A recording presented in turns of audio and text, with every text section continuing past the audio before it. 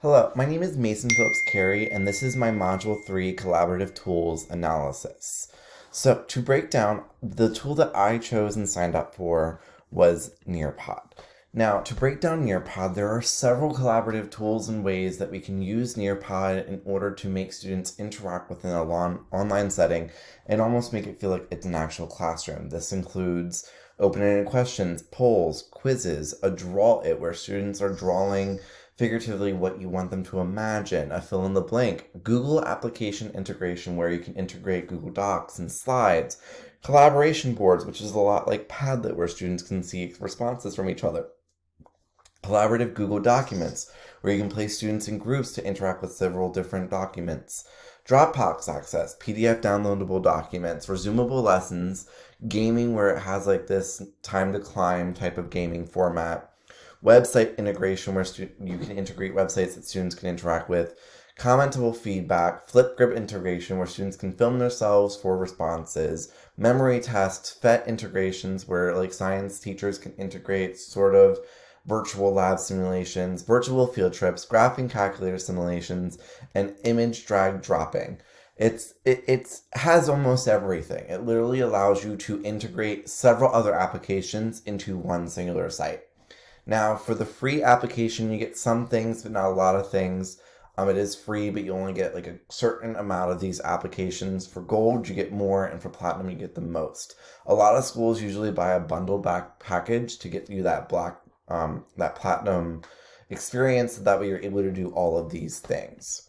Now, if we look at what Christine Rice wanted us to look at with how we are going to allow students to use this application in a very unique way. Nearpod is a space where students can be asked to brainstorm before they need to understand the concept with their peers. This can be done with their collaboration boards or several other discussion-based type formats where students can brainstorm their ideas before they understand the full concept.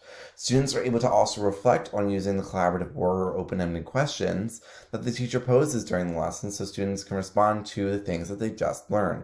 It also allows the teacher and students to share resources by Google, PDF, or other virtual integrations that it has for the students to use.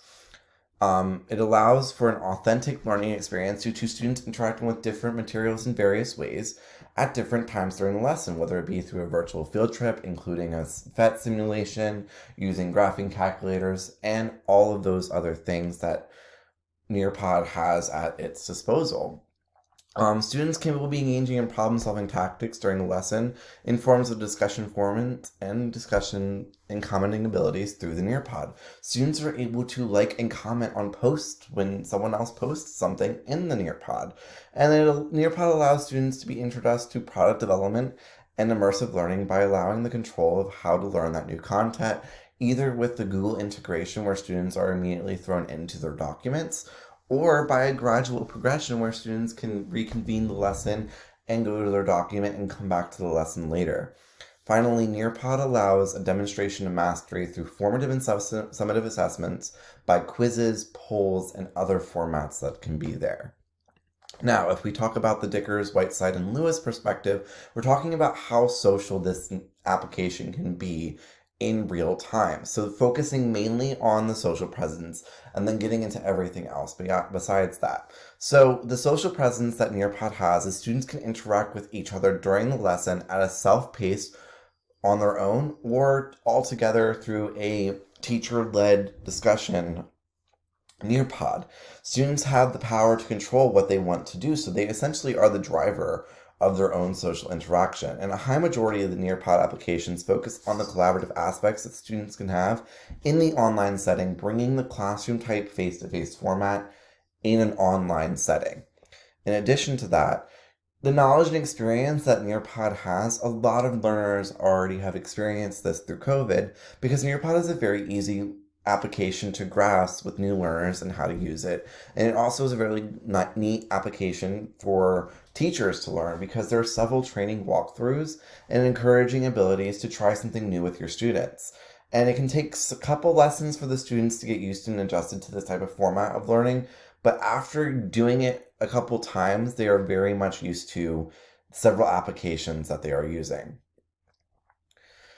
For the effective association and the community cohesion, it's kind of hard in Nearpod to show your emotion unless you have another application integrated into that, where the students are recording themselves through video means. So that's why Nearpod allows students to use Flipgrid integration to have that aspect. But if students don't know how to use Flipgrid, it's going to be a little hard for them to have that effective association and show their emotions and caring and building that community within that type of environment.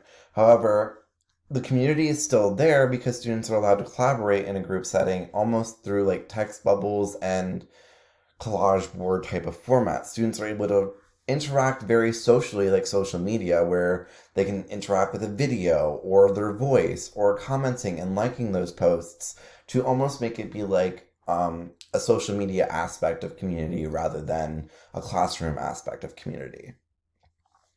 And then finally, we have the instructor involvement and interaction intensity, where the instructor can lead the lesson and help students along by being the one that guides the students along the lesson while they are sick or absent. But they could also, film their lesson as well or record their voice so that way when they're sick or absent, they're still kind of present, but they're not there in an aspect, but they are there. They can guide students through the lesson and integrate and learn at students' pace, or they can do it with them face-to-face in person as they guide them through the lesson.